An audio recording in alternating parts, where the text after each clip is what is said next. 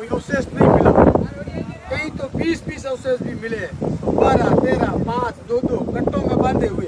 कोई चौटन का होता है, कभी तोड़ने का होता है, कभी शेडवा का होता है, कभी श्रीनगर का। 2 जिले हो गए, लेकिन इन दोनों जिलों की अभी जो मूल ऑफिस है और वो डीओ ऑफिस है वो बाड़मेर है।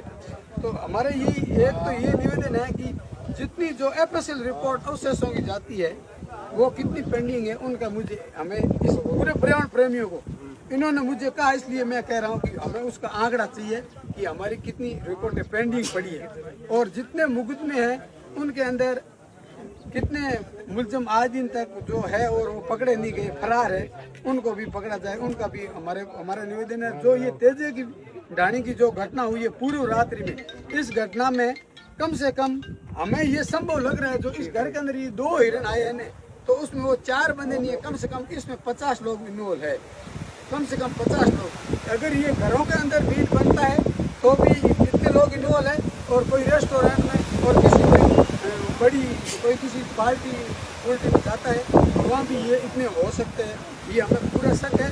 और इनका एक ये कि रात के टाइम में ये भी हमने सुना है कि यहाँ बंदूक का कोई भड़ाका हुआ है, तो आरएमजी एक्ट में भी ये मुकदमा दर्ज होना चाहिए और बंदूक बरामद होनी चाहिए। और बाकी जितने भी जो हथियार है, और इन 2 हिरणों के अलावा जो एक ये भी सुनने में आया है कि इस सड़क पर एक गाड़ी खड़ी थी और पर्यावरण प्रेमियों ने केवल लाइटें और गाड़ी की आवाज़ सुनी, लेकिन गाड़ी का क्या नंबर था, कैसी गाड़ी थी, कौन था, वो नहीं देखा है।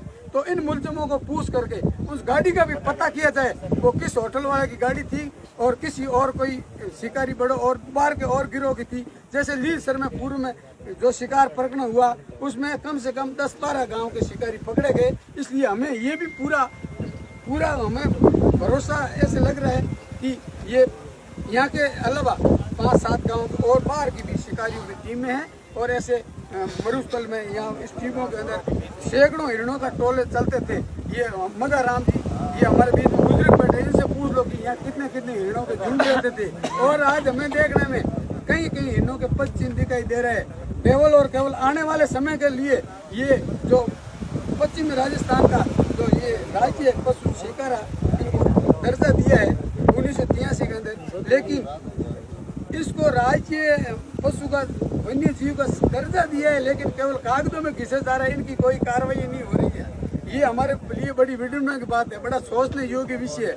और आने वाले समय में पर्यावरण प्रेमी और पढ़ने वाले बच्चे केवल और केवल क्वेश्चन लिखेगा पन्नों के अंदर और कागजों में हिरणों के फोटो देखेगा।